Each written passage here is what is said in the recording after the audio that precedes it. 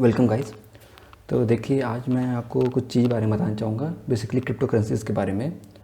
और ये मैं आपको नॉलेज देना चाहूँगा, और रीज़न ये है इसके नॉलेज देने के पीछे। मैं आज अपने आईटीआर के लिए मैं वर्क करने गया था, तो मैंने एक चीज़ ऑब्ज़र्व की कि ज़्यादातर लोग कंफ्यूज हैं कि बिटकॉइन लोगों को लगता है कि इलीगल है। ओके, तो पहली बात तो आप ये समझिए डिफरेंस कि बिटकॉइन इलीगल नहीं है। बिटकॉइन इंडिया में लीगल है, बट यहाँ पे लीगल टेंडर नहीं है। अब आप पूछेंगे लीगल टेंडर का मतलब क्या है, तो लीगल टेंडर का मतलब सीधा सी भाषा में मैं आपसे कहूँ तो ये है कि आप बिटकॉइन के बदले कोई सामान नहीं खरीद सकते इंडिया में। बस आप उसका फिजिकल सेटलमेंट मतलब कैश के फॉर्म में या करेंसी की टाइप से कोई सेटलमेंट नहीं कर सकते इंडिया में। उसे कहते हैं कि वो लीगल टेंडर नहीं है। क्योंकि मैं देख रहा हूँ कि कई लोग को इस चीज़ के बारे में क्लियर नहीं है। तो आइए मैं आपको अब यहाँ पे भी दिखाता हूँ। देखिए, ये आपका बिजनेस टुडे का आपका देख सकते हैं, ये है बिजनेस टुडे पे। यहाँ पे देखिए क्लियर लिखा हुआ है कि इंडिया में बिटकॉइन आपका लीगल नहीं है। अगर आप इस पैराग्राफ को ध्यान से पढ़ेंगे तो यहाँ आप पढ़ सकते हैं कि यहाँ पे गवर्नमेंट ने बैन जरूर किया था 2017 के अराउंड, देन फिर सुप्रीम कोर्ट ने इसको अनबैन कर दिया था। और यहाँ क्लियर कहा गया है कि क्योंकि वो bitcoin is not illegal, bitcoin illegal नहीं है इंडिया में, बस उसके लिए कोई लॉस नहीं बना है, तो वो एक लीगल टेंडर नहीं है। ओके, इलीगल नहीं है, फिर से अपने दिमाग में ये गलत चीज़ें निकाल दीजिए कि बिटकॉइन इलीगल है। और ये देखिए, मैं आपको इस चीज़ को और प्रूफ कर सकता हूँ। ये आप देख सकते हैं, ये तो बिजनेस टुडे न्यूज़ थी, ये इकोनॉमिक टाइम की न्यूज़ है। इसमें भी आप पढ़ सकते हैं। देखिए यहाँ क्लियर लिखा हुआ है, इंडिया में crypto currencies are not illegal, anybody can sell buy और trade in crypto currency, but क्योंकि ये अनरेगुलेटेड है इसलिए लोगों को ये लगता है कि ये इलीगल है, बट आप लोग जानिए ये इलीगल नहीं है। ठीक है, तो ये तो सबसे बड़ा क्वेश्चन था कि ये क्या करना चाहिए। और एक क्वेश्चन ये भी है, जो ये क्वेश्चन वैसे मुझे भी डाउट में था कि अगर हम बिटकॉइन में ट्रेड कर रहे हैं और अगर इसका कोई लॉ नहीं बना है तो क्या मुझे ये टैक्स के फॉर्म में भरना चाहिए या नहीं भरना चाहिए। देखिए, जनरली ज़्यादातर लोग तो चोरी कर रहे हैं जो फैक्ट है, बट मैं भर रहा हूँ, या मतलब और मैं लोगों को भी कहूँगा कि भरिए, ताकि ये अच्छा हो। मतलब आप भरेंगे तो ये आपका वाइट मनी में हो, या कि मनी भी सही होगी और सब कुछ अच्छा है, इससे आपका फ़ायदा ही है, कोई नुकसान नहीं है। और अब बस सवाल ये आता है कि हम भरें तो कैसे भरें।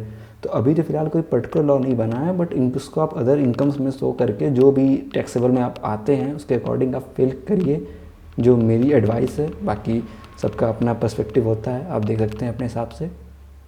और यहाँ पे फिर मैं आपको कुछ चीज़ और बताना चाहता हूँ। मैं आपको ये समझाना चाहता हूँ कि कैसे फंडामेंटल एनालिसिस होती है, actually fundamental technical analysis bitcoin की, मतलब किसी भी क्रिप्टो करेंसीज की। तो देखिए, सबसे पहले आप कोई भी साइट खोल सकते हैं। मैं यहाँ ज़्यादा कॉइन मार्केट कैप यूज़ करता हूँ रेगुलर, तो मैं इसके बारे में ज़्यादा आपके उसके थ्रू मैं आपको समझाने की कोशिश करूँगा कैसे फंडामेंटल एनालिसिस करनी है, फिर मैं आपको टेक्निकल पे लेके जाऊँगा। ठीक है, तो फिलहाल आप ये समझिए। देखिए यहाँ पे जब मैंने खोला है, अब यहाँ पे मैं देख सकता हूँ कि इस कॉइन मार्केट कैप पे सारी कॉइन्स अवेलेबल है। ऑलमोस्ट 9-10,000 कॉइन अवेलेबल है यहाँ पे। और कौन सी कॉइन पहले चल रही है, आप यहाँ पे और ऑप्शंस जाएंगे तो आप देख सकते हैं और भी सारे ऑप्शंस हैं, स्पॉट में, डेरिवेटिव्स में, कहाँ से क्या बाई कर सकते हैं, ग्लोबल रैंकिंग किसकी क्या है, गेनर लूज़र क्या हैं आज के, ये सब चीज़ें आप देख सकते हैं यहाँ से। तो बेसिकली यहाँ मैं आपको सबसे पहले समझाना चाहूँगा कि फंडामेंटल एनालिसिस आप कैसे कर सकते हैं इस बिटकॉइन की। ठीक है, तो सबसे पहला चीज़ आप ये समझिए यहाँ पे कि कोई भी अगर आप बिटकॉइन ले रहे हैं, नॉर्मल कोई भी आप ले रहे हैं, मानिए हमने यहाँ पे टेलर ले ली USDT, तो अब इसको हम यहाँ खोलेंगे तो हम यहाँ चेक करेंगे। देखिए, ये अगर आप ले रहे हैं, सबसे पहले आप ये देखिए कि ये मार्केट सप्लाई इसकी अच्छी है कि नहीं। अगर आप देखना चाहेंगे तो इसकी मार्केट सप्लाई एक्चुअल में काफ़ी अच्छी है। आप यहाँ पे सप्लाई देख सकते हैं, मतलब सर्कुलेटेड सप्लाई, सर्कुलेटिंग सप्लाई देख सकते हैं, वॉल्यूम देख सकते हैं, ये सब चीज़ें आप यहाँ देख सकते हैं। अगर मार्केट में काफ़ी फ्रिक्वेंटली ट्रेड हो रहा है तो ये ऑलमोस्ट एक अच्छा कॉइन है, मतलब अच्छा स्टेबल है। USDT तो काफ़ी स्टेबल कॉइन है, ये ऑलमोस्ट डॉलर के फॉर्म में रिप्रेजेंट कर रहा है। तो ये तो आप देख सकते हैं। ठीक है, दूसरा चीज़ आप अगर मैं यहाँ बैक जाऊँ तो देखिए, आप एक चीज़ ये समझ सकते हैं कि ये सर्कुलेटिंग सप्लाई में ये जो आप बार देख रहे हैं ना, देखिए कॉइन में एक्चुअली दो चीज़ है। एक होता है कि कितने कितने टाइम तक कोई भी कॉइन आपकी क्या कहते हैं उसे, माइनिंग की जा सकती है। तो अगर आप बिटकॉइन का देखेंगे तो बिटकॉइन ऑलमोस्ट 90% माइन हो चुके हैं आपका। देखिए, देख सकते हैं 89.22% माइन हो चुका है बिटकॉइन। और मैक्सिमम सप्लाई आप देख सकते हैं 21 समथिंग है, ये 21 2 करोड़ है, ये 2 करोड़, यस 2 करोड़ से तो 2 करोड़ 10 लाख करीब इसका वॉल्यूम है, जो BTC वॉल्यूम है जो आपका हो सकता है ट्रेड। मतलब जो आपका टोटल माइनिंग हो सकती है। तो फिलहाल अभी 18 मतलब 1.8 करोड़ समथिंग हो चुका है। आप देख सकते हैं 89 पॉइंट कुछ % हो चुका है। लेकिन आप कुछ कुछ कॉइन में देखेंगे लाइक इथरम हुआ, और आप डॉज दे सकते हैं, डॉट देख सकते हैं आप। देखिए और कोई कॉइन है सोलाना हुई, और भी आप कई कॉइन जैसे बाइनेंस यूएसडी हुई, इन सब में कॉइन देखेंगे अब नीचे सर्कुलर मतलब ये नहीं दिया हुआ इस तरह का बार देके कोई सर्कुलर सप्लाई टाइप का नहीं दिया कि मैक्सिमम सप्लाई कितनी होगी या सर्कुलर सप्लाई कितनी होगी। तब यहाँ पे एक प्रॉब्लम आती है। देखिए अब यहाँ प्रॉब्लम ये है कि अगर आप इसको लेंगे, अब जैसे कि आपका इथरम हुआ, ठीक है, तो इसका कोई फिक्स नंबर नहीं है, ये जितने भी वो चाहें वो मतलब सर्कुलेट कर सकते हैं। ये आप सिंपल से ये समझ जाइए, ये एक हिसाब से करेंसी हो गई है, नॉर्मल फिएट करेंसी हो गई है ये, कि आप रिक्वायरमेंट पड़ती है गवर्नमेंट को, गवर्नमेंट से जस्ट छाप के मार्केट में निकाल देती है। आप अगर आरबीआई की साइट पे जाएंगे तो इंडियन लॉ का आप देख सकते हैं कि ऑलमोस्ट इस ईयर 13% करेंसी 30% नोट और मार्केट में सर्कुलेट की गई है। तो सेम चीज़ इथरम अगर आप उस करस्पॉन्डेंस में देखेंगे तो इथरम का कोई मैक्सिमम सप्लाई नहीं है। जब चाहें ये मतलब अपना माइनिंग कर सकते हैं, माइनिंग बढ़ा सकते हैं। ये सेम हाल यूएसडीटी का है, सेम हाल आपका डॉज कॉइन का है। तो ये सब एक आप देख सकते हैं। और इसमें बिटकॉइन का ये एक एडवांटेज, इसका को मैक्सिमम सप्लाई पता है। तो आप एक चीज़ सोचिए, अगर कोई भी एक कॉइन है जो नामी कॉइन है, जो अच्छी कॉइन है, अगर उसका आपको ये पता है कि मैक्सिमम लेवल कहाँ तक वो जानी है, ठीक है, और उसके आगे आपको ये पता है इसके बाद वो माइनिंग नहीं होगी, तो जाहिर सी बात है उस कॉइन का जो डिमांड है वो बढ़ रहा है, बट सप्लाई एक समय के बाद आते आते कम हो जाएगी।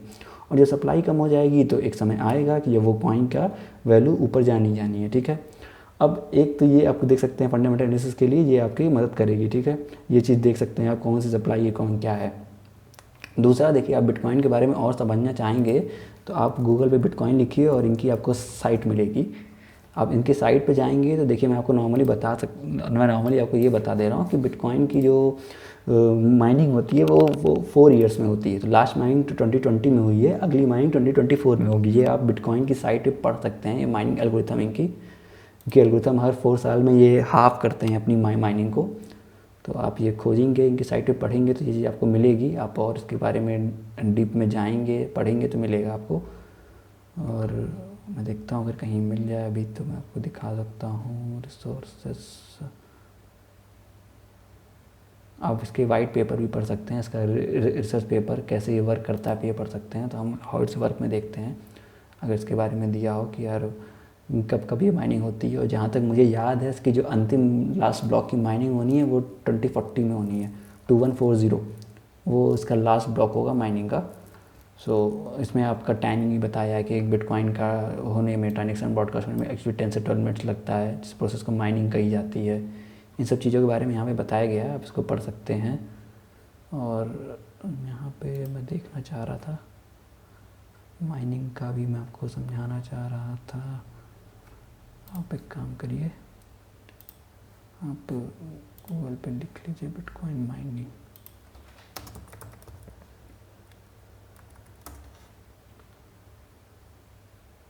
तो हम एनसाइक्लोपीडिया पे पढ़ लेते हैं। जो मैंने आपको बताया है 4 ईयर्स पे होती है वो आप पढ़ सकते हैं उनकी साइट पे जाके, कोई दिक्कत नहीं है उस पर। हर 4 ईयर्स पे होती है, वो हाफ करते हैं। देखिए यहाँ पे इन्होंने बताया bitcoin successfully half it's mining reward. देखिए उन्होंने हाफ कर दिया था 2020 में, मैंने आपसे जो बताया था 2020 में उन्होंने हाफ किया है। नेक्स्ट हाफ उन्होंने 4 साल बाद होगी 2024 में, ओके। तो फिर वो हाफ कर देंगे, 6.25 का वो हाफ कर देंगे, ठीक है। और आप देख सकते हैं ये कंटिन्यू होगा 2040 में, जो मैंने आपसे बताया था ये 2040 में कंटिन्यू होगा। ये चीज़ें आप मतलब अपने दिमाग में रख सकते हैं कि इसके लास्ट जो ब्लॉक माइनिंग होंगे वो 2040 में होंगे। और देखिए यहाँ पे देखिए ये फिगर आपको क्लियर समझा रहा है कि हर 4 साल में ऑन एन एवरेज 4 साल में वो अपनी माइनिंग को हाफ करते जाते हैं। पहला माइन 2000 अब पढ़ेंगे 9 में हुआ था, फिर 2012 में हुआ था, 16 में हुआ, अब 20 में हुआ है, अगला 24 में होना चाहिए, जो 4 साल के हिसाब से जा रहे हैं।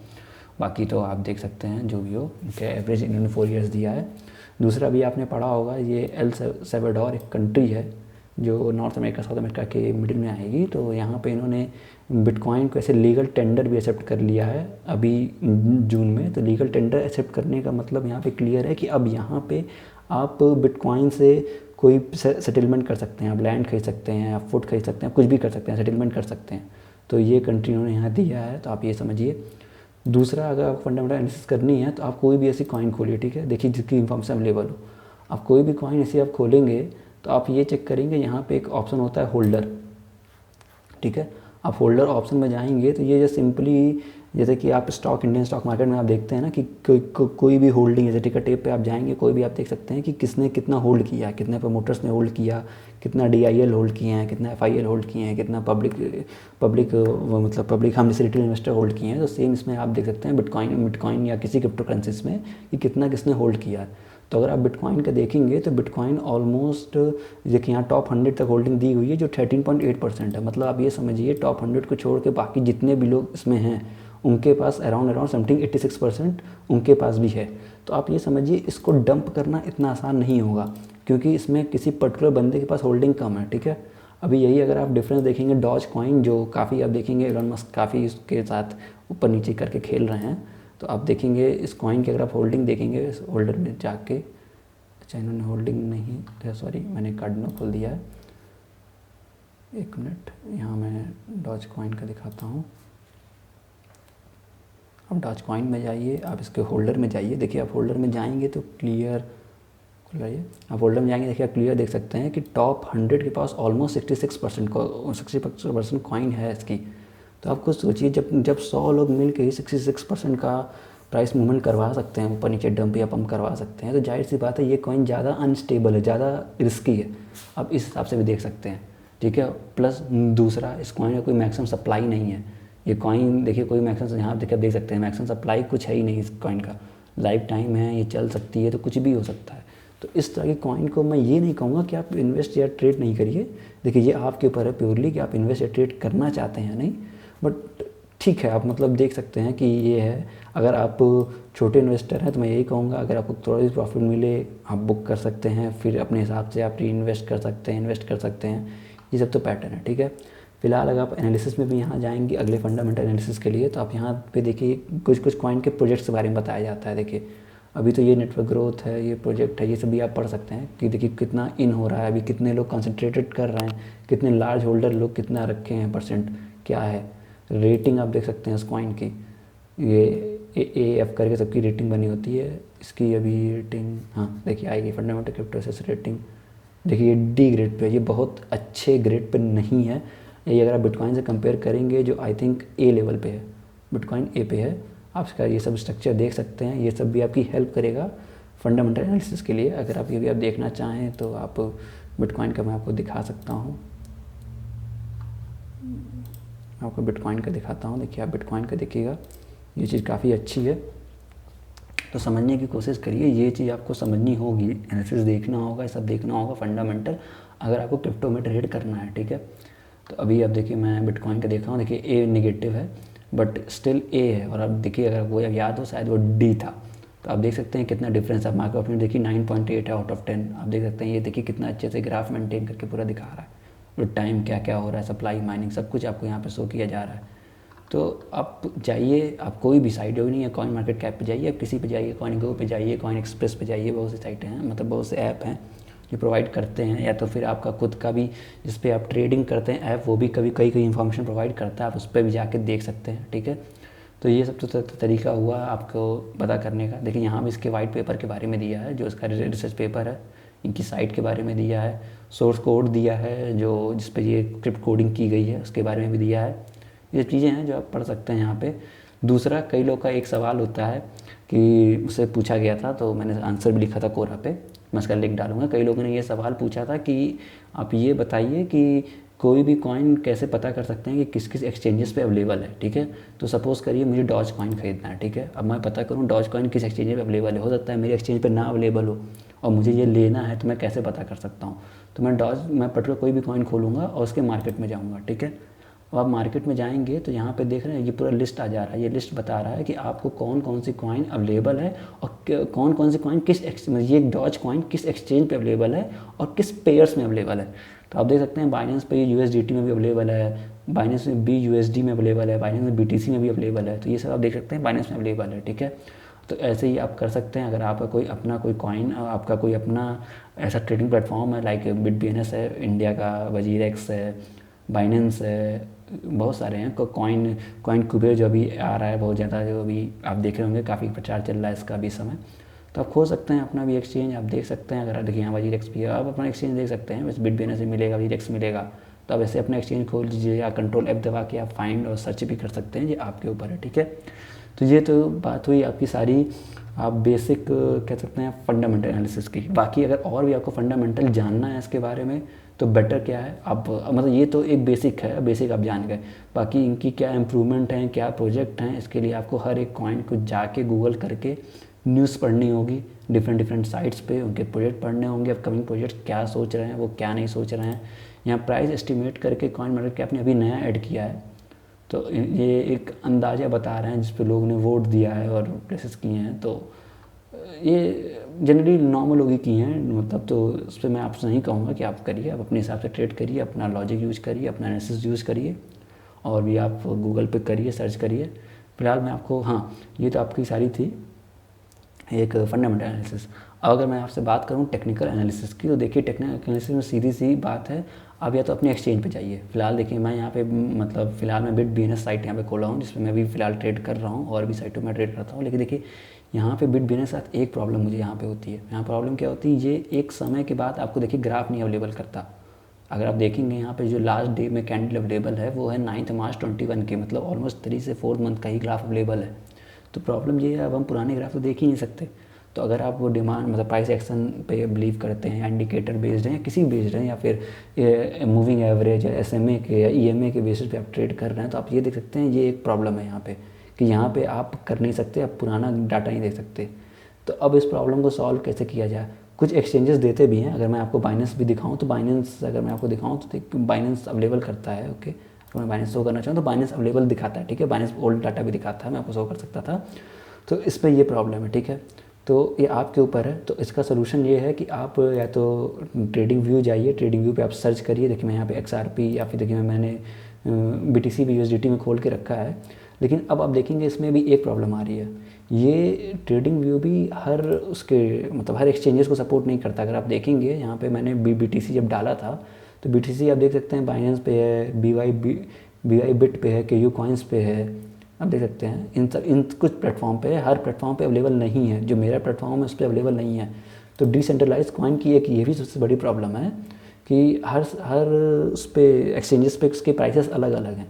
तो अगर आप मानिए BitBNS कर रहे हैं तो आपको इसके एक्सचेंज के अकॉर्डिंग अपनी प्राइस देखनी होगी। हालांकि आप ये कर सकते हैं कि बेसिक एक आइडिया ले सकते हैं यहाँ पे कि कहाँ सपोर्ट कर रहा है, तो उसके अकॉर्डिंग आप समथिंग एवरेजिंग करके या कुछ रेशियो लगा के आप इसका ट्रेड वहाँ पे कर सकते हैं। अभी आप देखेंगे प्रेजेंट टाइम पे जो इसकी प्राइस चल रही है वो चल रही है 39,726, और सेम चीज़ अगर आप यहाँ देखेंगे, देखिए यहाँ प्राइस में अंतर है, ये यहाँ पे 763 पे अभी चल रहा है।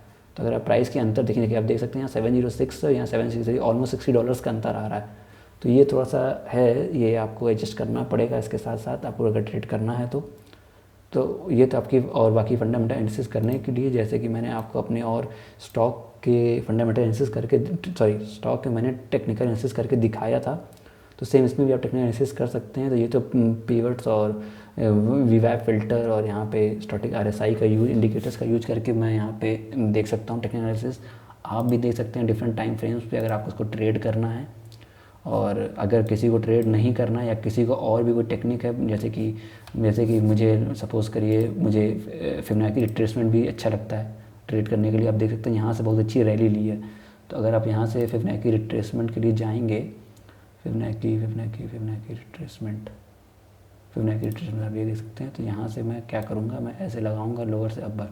तो आप देख सकते हैं यहाँ पे मैं यहाँ पे जाऊँगा, आप देख सकते हैं मैंने यहाँ से लगाया रिसेंट रैली से जो मैंने लगाया है, ठीक है।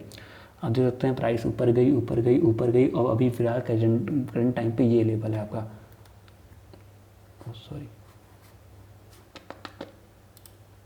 करंट टाइम पे आपका नहीं, करंट टाइम पे आपका ये हॉरिजॉन्टल लाइन में आपको यहाँ ड्रॉ करना चाह रहा था, हॉरिजॉन्टल लाइन ओके LTH है। तो आप देख सकते हैं करंट टाइम में अभी ये यहाँ पे आ गई है, तो ये डाउन आ रही है एक्चुअली। एक बार यहाँ पे आके प्राइस ज़रूर रुकने की कोशिश की थी इस लेवल पे आके प्राइस रुकने की कोशिश ज़रूर की थी एक बार, लेकिन आप देख सकते हैं कि प्राइस सस्टेन नहीं कर पाई है, ठीक है। तो अभी तो फ़िलहाल प्राइस यहाँ सस्टेन नहीं की है, आप यहाँ देख सकते हैं अभी फिलहाल उसके नीचे आ गई है। अब प्राइस S1 सपोर्ट की तरफ जा रही है। अगर मैं इसको और बड़ा करके दिखाऊँ तो आप देख सकते हैं यहाँ प्राइस अब धीरे धीरे नीचे जा रही है। और फिबोनाची का अगला लेवल जो है वो देखिए S1 सपोर्ट पे आप देखेंगे, जो पाइवट का सपोर्ट है S1 सेम वही ये 0.382 का फिबोनाची का रिट्रेसमेंट भी बन रहा है। तो आप देख सकते हैं ये लेवल एक्चुअल में अच्छा है ये लेवल, क्योंकि यहाँ पे सपोर्ट भी है और यहाँ आपका देख सकते हैं रिट्रेसमेंट, फिबोनाची रिट्रेसमेंट का भी सपोर्ट है। तो मे भी पॉसिबल यहाँ से फिर से प्राइस ऊपर जाए, मे भी पॉसिबल और नीचे आए।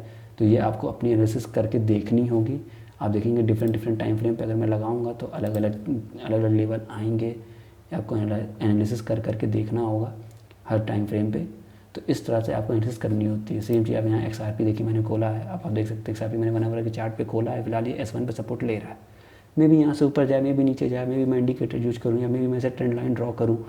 मैं यहाँ से ऐसे एक मैं ये भी कर सकता हूँ, जिसको एनालिसिस आती है और तरीके से वो यहाँ से ऐसे ट्रेंड लाइन ले सकता है। तो वो देखेगा कि ये देख सकते हैं आप, ये अगर मैं कैसे एक ट्रेंड लाइन ड्रॉ करता तो मैं यहाँ देखता कि देखिए यहाँ पे ट्रेंड लाइन यहाँ से आया, यहाँ सपोर्ट लिया, यहाँ से ऊपर गया, फिर यहाँ सपोर्ट लिया, अब यहाँ से ये नीचे जा रहा है। ट्रेंड लाइन को मैं एक्सटेंड करूँ यहाँ से थोड़ा सा, तो अभी यहाँ से ब्रेकडाउन हो चुका है और प्राइस नीचे जा रही है। तो मे भी प्राइस गिर जाए। तो ऐसे करके आप ट्रेंड लाइन मतलब ट्रेंड लाइन से भी आप देख सकते हैं, जिससे आप करना चाहें। प्राइस एक्शन से करना चाहें तो प्राइस एक्शन से आप देख सकते हैं। प्राइस एक्शन से आप देखेंगे तो क्लियर है कि यहाँ पे डिमांड जोन दिख रहा है। प्राइस यहाँ पे आई थी इस लेवल पे, देखिए यहाँ पे प्राइस आई, हिट की और प्राइस फिर से ऊपर गई। तो आप ये भी देख सकते हैं, आपको जो भी एनालिसिस आती है आप वहाँ पे देख सकते हैं, ये आपके लिए है। बाकी अगर आपको कुछ डाउट हो तो आप पूछ सकते हैं। बाकी मेरी पर्सनल रिकमेंडेशन आप मानेंगे तो मैं आपको उस पर ट्रेड की सलाह नहीं दूंगा क्रिप्टो पे। मैं इंस्टेड ऑफ दिस मैं आपसे कहूँगा कि आप इस पर स्विंग ट्रेड करिए ज़्यादा, मतलब इंटरडे ट्रेड करने के बजाय थोड़ा स्विंग ट्रेड करिए। कुछ दिन लीजिए, कुछ दिन वेट करिए, फिर बेचिए। जो मेरा पर्सनल एक्सपीरियंस है, मैंने देखा है, उसमें ज़्यादा अच्छे रिटर्न्स हैं इंस्टेड ऑफ इंटरडे में, क्योंकि इसमें डंप और पंप बहुत कॉमन है। बाकी आप डिस्क्रिप्शन सेक्शन ज़रूर देखिएगा, मैंने वहाँ पे कुछ आंसर्स भी लिखे होंगे। Thank you for watching.